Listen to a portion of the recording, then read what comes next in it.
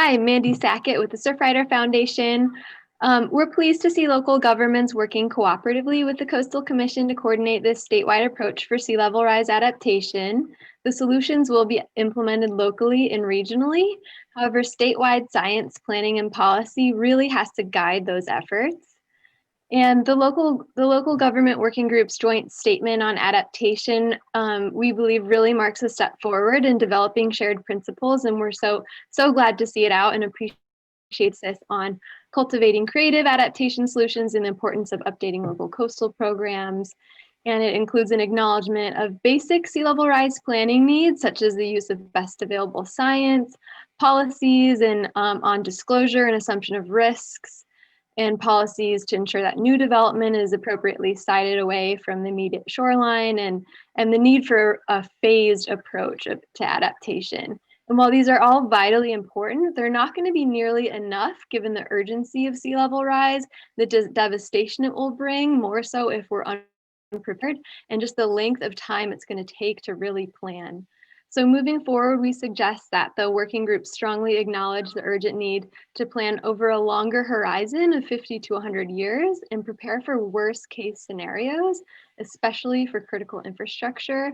Not only should local governments require the basics mentioned in the joint statement, but they should also proactively plan to relocate away from the shoreline wherever possible and really make that commitment so that we can work to preserve with natural shoreline processes with living shoreline projects such as Surfers Point and Ventura. To be successful, the long, arduous process of planning and difficult decision making for adaptation and to preserve our coast for generations to come has to start now. If our coast is drowned with sea level rise meeting seawalls, there will not be a coast left to access. Thank you. Thank you. I'm now seeing. Hi, for the opportunity to speak on behalf of the Surfrider Foundation San Diego County chapter. I'm going to just directly address those public comment guidelines. Surfrider San Diego's goal is really to see that thoughtful sea level rise planning is not treated as a one-sided issue, but is treated as an urgent need that affects our culture, our way of life, our beach economy, and our adaptive capacity to climate change. We have a number of adaptive projects in this region we are proud of that we hope this group can help replicate and support, including the Cardiff Living Shorelines Project, which includes natural dunes in North County, San Diego. We're also proud of the work done to preserve and restore what is left of the Mission Bay wetlands. We strongly encourage this group to work closely with the scientific community, including the Climate Change Center for Impacts and Adaptation at Scripps Oceanography, which is working on observation partnerships with local governments to improve predictive modeling of coastal flooding. And we'd like to see low-income and BIPOC communities included in discussions around sea level rise planning, particularly San Diego's tribal communities who historically coexisted with our coastal ecosystems here. And we'd really like to see these tasks addressed with urgency because it is the least advantaged members of our community who won't be able to enjoy the coast in the next 20, 30, and 40 years without swift action. Thank you. Thank you. Our next speaker is Kristen Brenner. Can please unmute yourself and state your name for the record. You may begin. Hi, my name is Kristen Brenner, and I'm a resident of Solana Beach and a volunteer with the San Diego chapter of the Surfrider Foundation. I'm here to stress the need for strong, proactive action if we have a chance of saving our precious coastline in light of sea level rise. And in light of the committee's request, I wanted to share my experience that I had. I actually served on the City of Del Mar's Sea Level Rise Technical Advisory Committee, and I think this could be used, honestly, as an example of how not to plan for sea level rise. We formed in 2016. We got an initial draft vulnerabilities assessment, and it was extremely scary. It showed how accelerated sea level rise would cause more frequent intense storms, more frequent flooding, and the loss of a walkable beach in Del Mar as early as 2030. Back then, when the committee wasn't swayed by politics or money, we saw the harsh reality that beaches were going to be totally lost to sea level rise if the back of the beach was fixed by seawalls. So we made as a primary founding principle to maintain a walkable beach for recreational use. And this was such a promising start. As part of that, we also created a trigger-based adaptation plan that provided the city flexibility to choose from an array of adaptation measures that included managed retreat. However, as things proceeded, the city and a majority of the planning committee vowed to increase pressure from a small but loud group of private property owners who objected to any discussion of managed retreat. So as a result, managed retreat was completely stripped as an adaptation option, and it just continued to go downhill from there. The whole process was unduly influenced by lawyers and lobbyists representing a concentrated group of beachfront property owners and homeowners. And this reflects what's happening throughout San Diego County as other cities start to plan for sea level rise. The voices of the wealthy and the privileged property owners are drowning out any opposition from the public. The public's beaches are being sacrificed in order to protect private property interests. I urge that this Coastal Commission be a strong voice here and speak for the public's right to access our beaches and prioritize that over the protection of private property. Thank you. Thank you. Our next speaker is Paul Alessio. You may now speak. Okay, I'm Paul Alessio. I'm a coastal researcher at UCSB. I'm speaking on behalf of the Santa Barbara Surfrider Foundation. Some things I think to consider as we move forward. We're already dealing with coastal erosion without significant sea level rise now, and that in the future with sea level rise, El Nino years imposed on top of that are going to be our greatest hazard. These events erode more beaches and sea cliffs than in any other year, and I think it's important to plan for El Ninos with sea level rise. Similarly, a whole coast approach is going to be really important throughout the littoral cell. And to maintain consistency in its own littoral cell, I think we need to focus on increasing and maintaining our sand supply to the beach, which means that it's going to be hard to have hard armoring structures that we know cause beach erosion, that we know affect down coast properties and beaches. And so keeping consistency means keeping sand flow moving through the littoral cell. One thing that we can also do and think about is the misuse of emergency permits. I've seen a few of these in Santa Barbara, one at the university where they applied for an emergency permit for a hard armoring structure in the summer when there wasn't an emergency. Since then, they've received a letter from the coastal researchers and have made a science planning and advisory board. And this will be important because science can help guide our policies and how we manage our coasts. But our solutions will really reflect our values, whether we want beachside development and hard armoring, or we want beaches, tourists, and managed retreat. Thank you. Thank you. Our next three speakers will be Graham Hamilton, Denise Urkeneff, Nick Urkeneff. Graham Hamilton, it is now your turn to speak. Thank you, Chair Padilla and honorable commissioners. My name is Graham Hamilton. I'm the Surfrider Foundation Los Angeles chapter coordinator, and I'm tuning in from unceded ancestral lands of the Tongva people who, along with all of California's indigenous coastal communities, should be invited to offer their insights in this process. When we think about sea level rise, our focus naturally falls along the coast. But with the raising of inland water tables and the saturation and disruption of soils that keep legacy contaminants contained, California's urban and criminal justice communities may be further exposed to harmful toxins as a direct result of sea level rise. On Tuesday, KQED ran a report about the dangers of groundwater rise. It's a domino effect of sea level rise that threatens to unleash long buried pollutants in communities that for generations have been forced to endure the poisons of industry. So without bold planning that is just, equitable, and nuanced, lower income families and communities of color will be disproportionately impacted by sea level and groundwater rise. As such, it's imperative that local governments emphasize environmental justice concerns throughout the 2021 action plan. Additionally, throughout the COVID shutdowns and stay-at-home orders, we've further awoken to the immense value of public open spaces. We know that seawalls can exacerbate erosion and destroy adjacent beaches. And if space is not created for the coast to migrate inland, we will lose precious open space that millions of Californians depend upon for their mental and emotional well-being. And because these decisions will impact public trust resources and the health and well-being of Californians living far from the coast, local governments must consider the effect their actions will have on all Californians, and not just those who are lucky enough to live at the beach. Really appreciate the time today and all of your work on this issue. Thanks. Thank you. Our next speaker is Denise Urkeneff. Am I in? Yes. Okay, great. Good morning. Denise Urkaneff, Chapter Coordinator for Surfrider Foundation, South Orange County Chapter.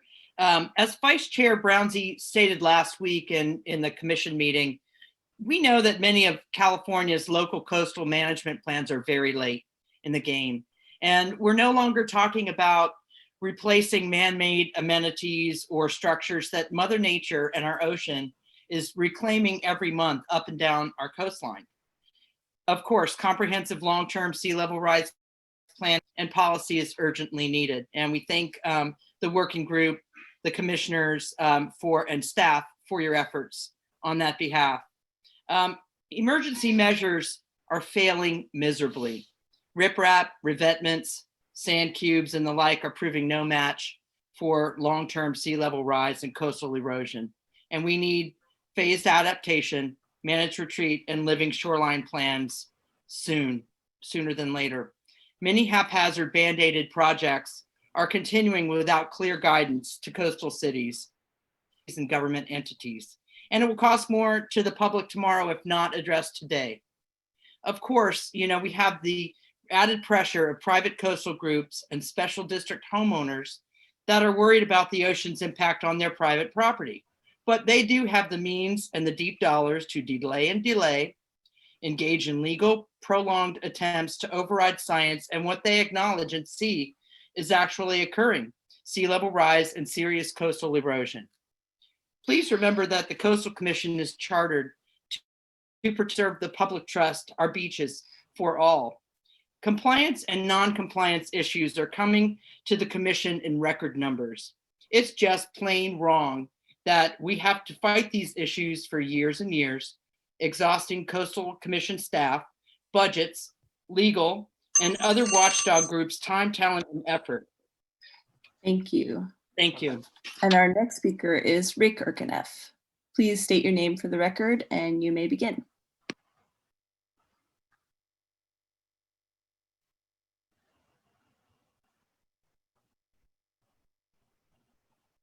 Oops, looks like he got moved out. I'm moving him back in as a panelist.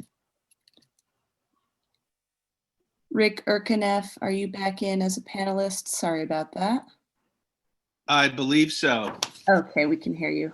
Oh, great. Sorry about that. Yeah, we're sharing the same computer. My name is Rick Urkaneff. I'm the vice chair for the South Orange County chapter of the Surfrider Foundation. If we are to save our natural coastline, sandy beaches, rocky intertidal zone, and precious remaining wetlands and comply with the governor's 30 by 30 vision, we have to be prepared to commit to moving away from the immediate shoreline and allow our coast to migrate inland. If our only response to sea level rise is to armor the coast, we will lose much of what makes California so unique and majestic. Local governments need to take seriously the need to retreat and look closely at the possibility of developing living shoreline projects coupled with phased retreat. The California Coastal Commission took a huge step in the right direction back in February of this year by denying an over-engineered, under-mitigated seawall project at my beach, Strands Beach, in my hometown of Dana Point. On this past Monday, during the highest king tide of the year, there was actually dry sand at this beach. If this project had been completed as planned, the seawall would have killed this beach. Surfrider Foundation's hope is that local governments will seek to follow this example by looking seriously at alternatives to shorelinery. The local government working group's joint statement on adaptation planning is lacking a commitment to avoid hard armoring, which we all know only exacerbates erosion, drowns our beaches. The California Coastal Commission statewide policy guidance directly calls for solutions that avoid armoring and encourages all jurisdictions to plan for space for the coast to migrate inland wherever possible. This is the main way to preserve public trust, resources, and our remaining sandy beaches. Avoiding hard armoring projects is the main strategy that will save our coast for future generations. Thank you so much for your time and your energy today. Our next three speakers will be Frank Vella, Ray Himstra, and Caitlin Kalua. I'm not seeing Frank Vella at this time, so Ray Himstra, it is now your turn to speak. Please unmute yourself and state your name for the record, and you may begin. Good morning, commissioners. This is Ray Himstra with Orange County Coastkeepers, and Thanks for the opportunity to speak. I'm speaking to you from Orange County, which is one of the centers of denial for sea level rise and climate change and the like. So I really want to talk to to statewide consistency, especially when it regards to critical infrastructure. Desalination plants statewide, there's a number of proposals. All of these are going to be right in the coastal zone. These need to be thought out ahead of time and not put in the way of sea level rise. One of the things that was asked for was for specific, examples. And the Poseidon Huntington Beach project is one that, they're proposing to put in the way of sea level rise along with its mitigation. So what I'm asking for is that, when the cities and the counties and all of these, it's great. You need to have some flexibility, but we really need some statewide consistency because you're going to have some bad actors out there that are just going to end up trying to pass the buck to the future and leaving the problems for future generations and the costs for armoring, especially when it regards to critical infrastructure. Thank you very much. Thank you. Our next speaker is Caitlin Kalua. If you can please unmute yourself and state your name for the record. Sure. Good morning, Caitlin Kalua. I'm policy manager with California Coast Alliance, which represents local waterkeeper organizations throughout the state. Briefly, as described in a 2019 report by the Legislative Analyst Office on sea level rise, this decade is a crucial time to prepare and plan for changes along California's coast.